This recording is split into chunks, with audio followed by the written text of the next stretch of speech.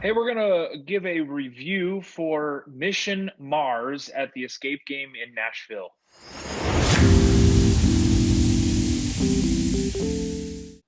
So, Mission Mars is one of the older games at the Escape Game.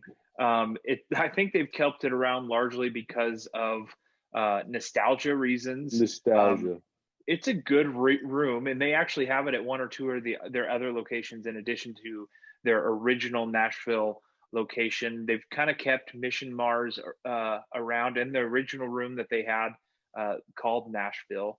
I think largely because they were original rooms, and Mission Mars was first of its kind. It was kind of revolutionary in the escape room world, and so they've kind of kept it for this reason.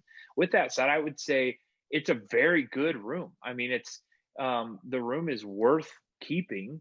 It's a very expansive room. You walk in, and right away you're in a ship, and then you get into another part of the ship, and at one point you actually get outside of the ship and get to walk on Mars, and that feels like such an exciting environment. Feels like you're Mhm. like the sky goes on forever. You get to see the outside of the ship, and just a very cool, well designed room.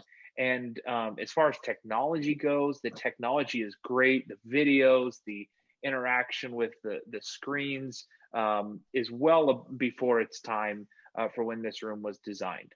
Yeah, I would agree with you. The fact that I love space, just I'm fascinated. I've always been fascinated as a kid. So being able to be in a spaceship and you're seeing all the knobs and the buttons, and it makes you feel like you're definitely in the spaceship.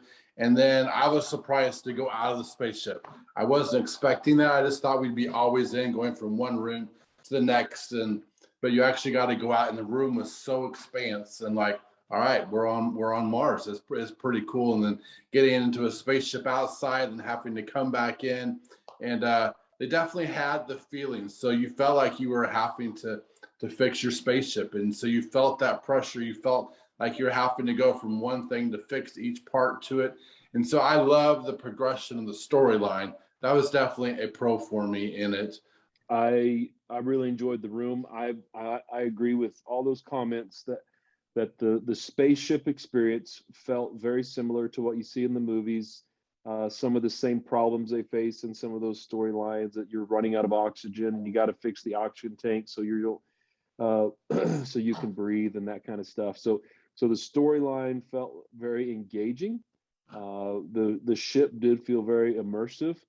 Yep. What I think negatives do you see?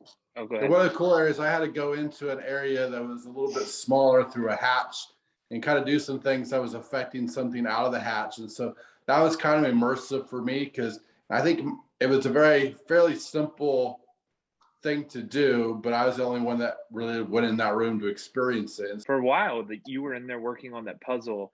I wish I could have seen it. I mean, it was a small hatch, so you were the only one who could do the puzzle, and it sounded Right. like what you were doing was probably the coolest puzzle in the whole thing. But you're the only one that got to experience it.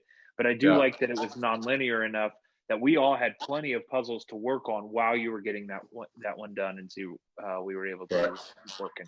Yeah, the cons to this room to me is that it was old enough that some of the switches weren't working quite properly, and so there were a couple of hiccups in things opening up, or the puzzles being solved, that it wasn't immediate uh, gratification of opening the next thing because like a switch wasn't working. So I think the room's good enough that if they just switched out some of the switches, it would be it could last a lot longer. Yeah, and there was the downside of there were multiple things where you succeeded at doing something, but that success didn't actually accomplish anything. You had to have multiple successes to accomplish that thing, but there was nothing to tell us that your success actually got you one step closer. So it felt like, okay, you solved this puzzle, good job. And then we're like, okay, I guess let's go solve another puzzle. Well, turns out we find out later you had to actually solve all three puzzles to open the door.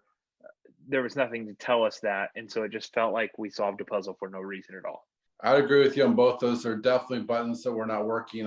So the first thing I was doing, there was like some codes. I was flipping switches, and you just didn't know if it was working or not because the lights weren't matching with the buttons, and the buttons felt broken, and then something popped open, and I didn't know if I did or not, because you just couldn't tell if you were solving the problem or not, and that kind of frustrated me. And I think there was twice, Mark, where you accidentally solved puzzles or guessed Yes. correctly. And so Yeah. I don't know if we ever actually solved those puzzles or not, but Mark's over there fiddling with something and boom, we got through the door. So Yeah. I'm not sure if that was Mark's a like a mistake monkey on a or just, typewriter sometimes. Yeah, and that's not very gratifying. You definitely want to know that you solved it because you figured out, not just because you're, fiddling with it. And that's what I kind of felt with those. yeah. Good. Well, let's give reviews out of 5. What would you give this room, Mark? I'd probably give it a 3. Again, it was a great immersive story, and it was kind of a piece of their history. So I got to give them that. Again, I think if they would have done a little bit, I would easily put it 4, if not higher. But I think just because of so many things that were not right with it, I would give it a 3. Yeah, I'm gonna go 3.4. So 3. Okay.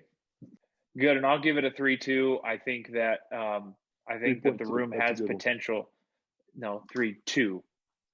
I'll give it a 3 as well. Yeah. I think the room has a lot of potential. I think they could tweak a couple of the puzzles even and improve the room. It seems like they've decided the room's not worth investing on in the future. My guess is it's because it's such an expensive room to build. They've decided they're not going to launch it at other locations. I could be wrong on that, but so they haven't continued to tweak it like they've tweaked many other rooms. But it's a good room, and if you're in the area, it's worth playing.